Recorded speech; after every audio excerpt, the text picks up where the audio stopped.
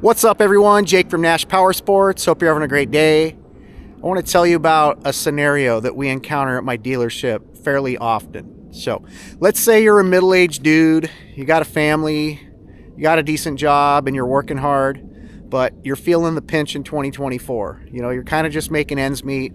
Meanwhile, you've got a bunch of friends who make great money, and they ride American cruisers.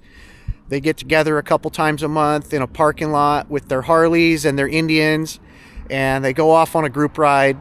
And you'd love to be part of the clique, but money is just kind of holding you back from making that purchase, right? Sound familiar?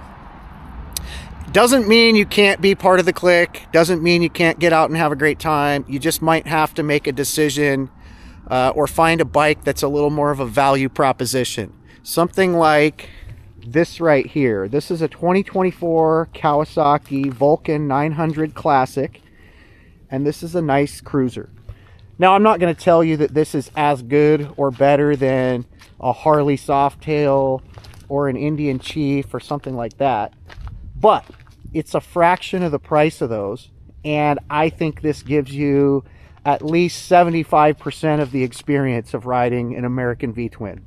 It's got all of the traditional cruiser styling, you know, the long flowing fenders here. You got this cool two-tone paint, wire wheels with white wall tires. This is a nice bike.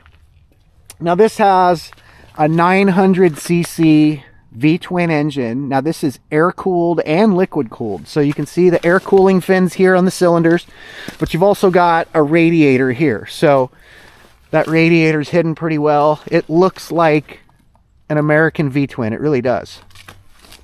The paint is nice looking, nice finish on it. I like the two-tone. White walls have never really been my jam, but I think they look good on this bike. The wheels and tires look nice. They're appropriate for this machine.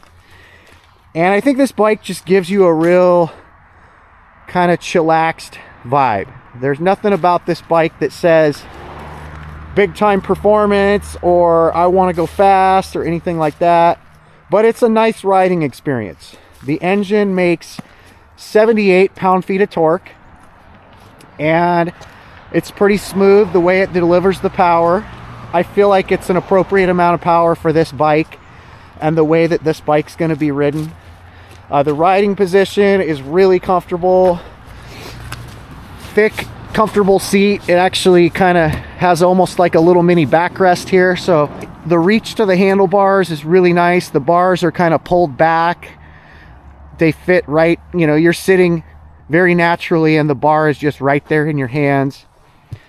This bike's not going to be a corner carver, though. You can see you've got the floorboards here. That's going to limit lean angle and such.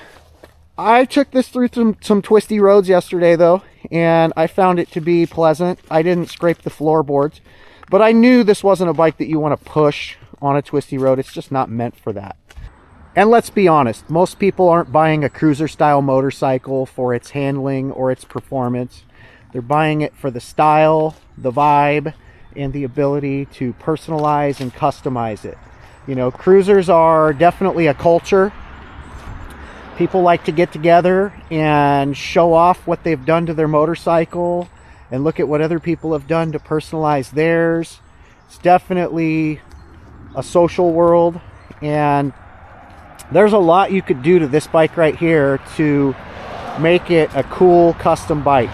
Kawasaki's got a lot of accessories in their catalog available for this, and then of course the aftermarket has everything you could think of. They've been making this bike for quite a while, and it's a simple, basic platform that's ready for you to make it your thing. Speaking of basic, the instrument cluster here on the gas tank is as simple as can be. A speedometer, there's a fuel gauge, and a clock in the center. And if you push this, it'll tell you how many miles are on the machine. Just the absolute most basic information. This lights up if you're in neutral. This lights up if a blinker is on, and this lets you know your high beams are on. The switch gear is the bare essentials, all the important stuff: starter switch, blinkers, headlights, horn, very simple.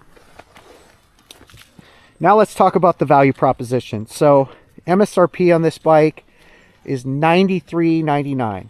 So right out of the gate, this is like half or less than half of what an Indian or Harley Davidson that this would be compared to would cost. And then when you factor in the discount on this, which is $1,900 off, you can score this bike for $7,500. So if you're talking about a Harley or an Indian that's 25 grand, this is less than a third of the price. You can do a lot of cool mods and still save a ton of money. So, you know, you can get out with your friends and be on a bike that fits in. Now, does it get you into that Harley fraternity or the Indian Brotherhood? Not exactly. It just doesn't have the same street cred as those.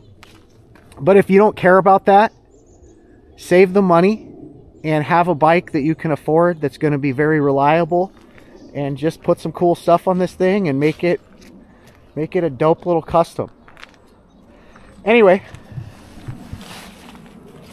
I would love to show you the bike, have you sit on it, put some numbers in front of you. Let's make a deal.